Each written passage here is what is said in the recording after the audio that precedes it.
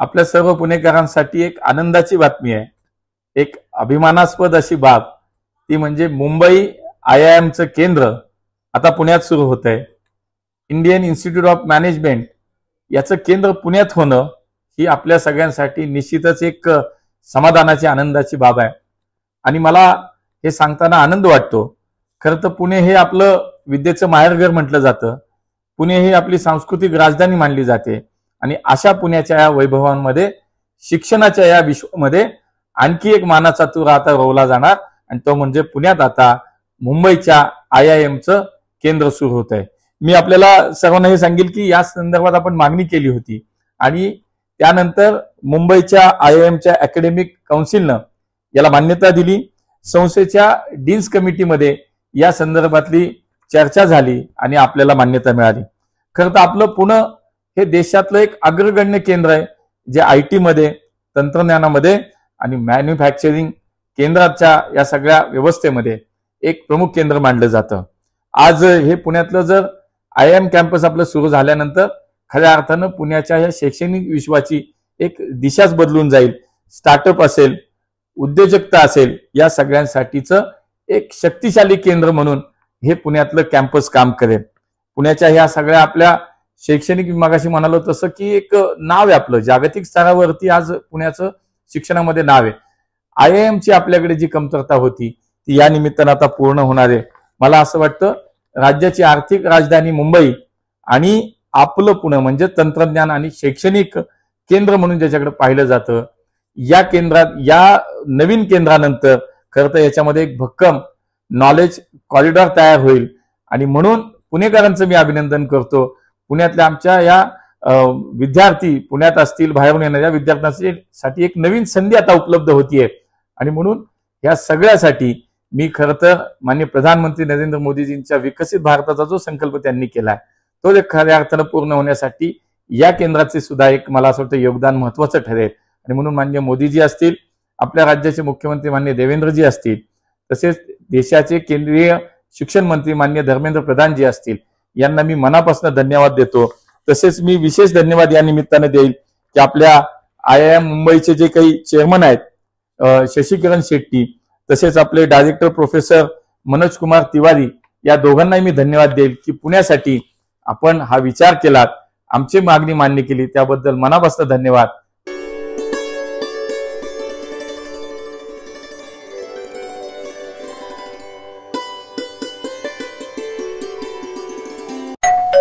अहो उठा ना, ऑफिसला नाही का जायचं? अगं मला आज फ्रेशच वाटत नाही, काही करायची इच्छाच नाही। अहो मग तुम्ही आजपासूनच न्यू युनायटेड फार्मसीचे गुड मॉर्निंग चूर्ण घेणं सुरू करा। अपचन, मलावरोध, बद्धकोष्ठ, आम्लपित्त आणि पोटाच्या तक्रारींवर खात्रीशीर आयुर्वेदिक उपाय गुड मॉर्निंग चूर्ण। 35 वर्षांपासून सगळ्यांच्या पसंतीचे गुड मॉर्निंग चूर्ण औषधांच्या प्रत्येक दुकानात मिळते।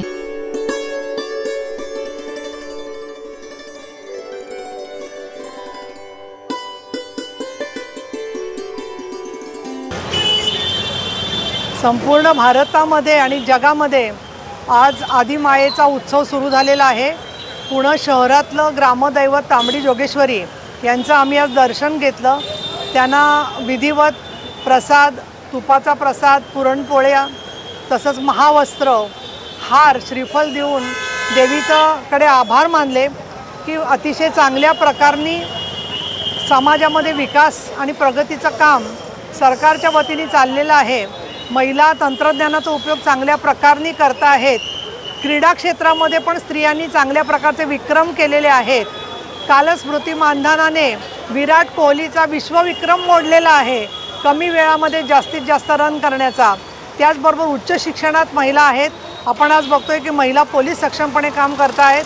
तर मी देवीच्याकडे कृतज्ञता व्यक्त करते, महिलांची, समाजाची प्रगती व्हावी आणि पंतप्रधान नरेंद्र मोदी साहेब, महाराष्ट्राचे मुख्यमंत्री देवेंद्र फडणवीस, उपमुख्यमंत्री एकनाथ शिंदे, उपमुख्यमंत्री अजितदादा पवार, तसंच आमची महिला बाल विकास विभागाच्या मंत्री आदिती तटकरे यांना महिलांच्या संदर्भात आणि समाजातल्या शेतकऱ्यांच्या संदर्भामध्ये काम करण्यासाठी अधिकाधिक शक्ती मिळो आणि ज्या शेतकऱ्यांचं अवकाळी पावसामुळे नुकसान झालेलं आहे त्यांचे पंचनामे ताबडतोब महसूल विभागाने सुरू करावेत असं मी त्या विभागीय आयुक्तांना आवाहन करते।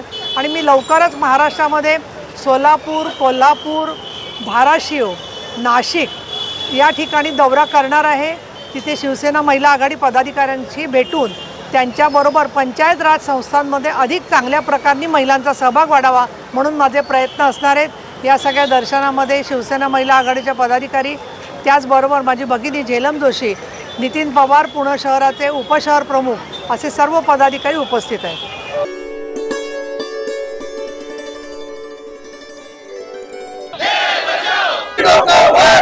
नामदेव शिरगावकरचं करायचं काय? खाली डोकं वर पाय. नामदेव शिरगावकरचं करायचं काय? खाली डोकं वर पाय. नामदेव हटो, खेळ बचाव. नामदेव हटो, खेळ बचाव.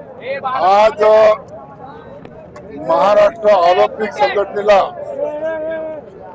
ज्या संघटनेला 50 खेळाची मान्यता आहे, परंतु फक्त 22 संघटनेला मतदानाचा अधिकार दिला आहे। या संघटनेचे अध्यक्ष आहे, महाराष्ट्र ऑलिम्पिक संघटनेचे अध्यक्ष अजित पवार आहे आणि महासचिव हे नामदेव शिरगावकर आहे। आणि नामदेव शिरगावकर या वृत्तीला आमचा आज विरोध आहे का ज्यांनी 50 संघटनेला मतदानाचा अधिकार द्यायला पाहिजे तो दिला नाही।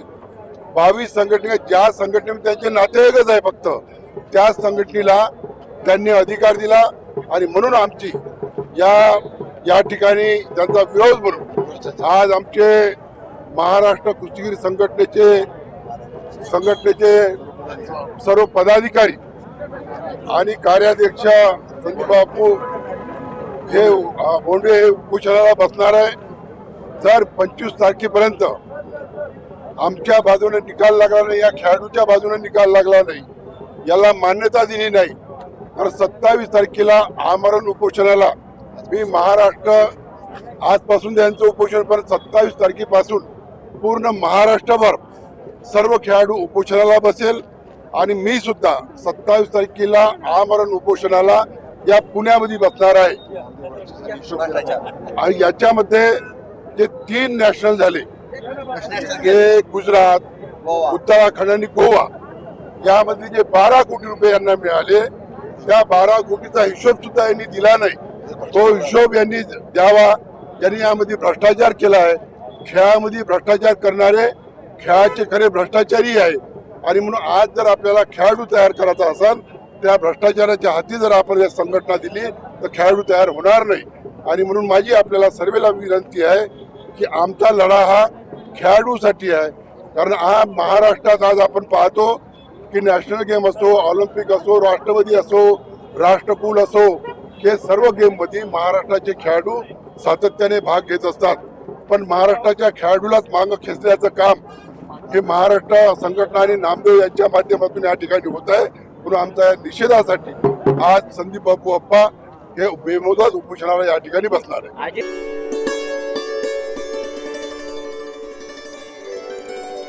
या दृष्टीने त्यांनी आपली लेखणी झिजवली असं म्हटलं तर मी कोणती अतिशयोक्ती करत नाही।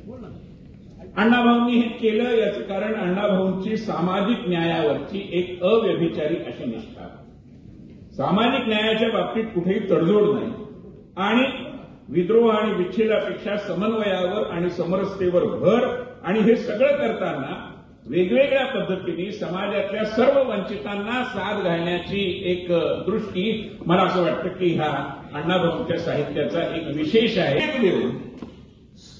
स्त्री जीवनाचं एक वेगळ्या पद्धतीने त्याला देखील एक सन्मान असला पाहिजे अशी भूमिका घेऊन स्त्री हे देखील मला असं वाटतं कारण कधी 1946 मध्ये म्हणजे स्वातंत्र्यपूर्व काळामध्ये अण्णाभाऊंनी या विषयामध्ये एक अत्यंत उल्लेखनीय अशा प्रकारचं काम केलं। हा देखील मला असं वाटतं की लक्षात घेण्याजोगा मुद्दा आहे। दुसरं वैशिष्ट्य माझ्यासारख्याला साहित्याचा विद्यार्थी या नात्याने वाटतं ते म्हणजे विविध वाङ्मय प्रकार लीलया हाताळणारा हा एक उच्च कोटीचा प्रतिभा पुरुष। म्हणजे मला नाही वाटत की इतके साहित्य प्रकार एकाच माणसाने इतक्या कमी कालावधीमध्ये, आयुष्य किती 49 वर्ष, इतक्या कमी कालावधीमध्ये इतके साहित्य प्रकार इतक्या समर्थपणे सक्षमतेने आपल्या प्रतिभेला वेगवेगळ्या कोंदणांपासून व महाराष्ट्राचा सांस्कृतिक विभाग, पुणे महानगरपालिका, सावित्रीबाई फुले पुणे विद्यापीठ यांच्या माध्यमातून आज हे पहिलंच साहित्य संमेलन या ठिकाणी आयोजित करण्यात आलेलं आहे. अशा या साहित्य संमेलनाचा स्वागत अध्यक्ष या नात्याने सन्माननीय माजी खासदार आदरणीय विनयजी सहस्रबुद्धे साहेब, बार्टी व आरटीचे महासंचालक सन्माननीय सुनीलजी वारे, या पहिल्या आदरणीय संपतरावजी जाधव, गेले अनेक वर्ष राजकीय आणि सामाजिक क्षेत्रात काम करणारे, नुकतेच ज्यांचं मंचावर आगमन झालं असे ज्येष्ठ नेते सन्माननीय लक्ष्मणरावजी ढोबळे साहेब,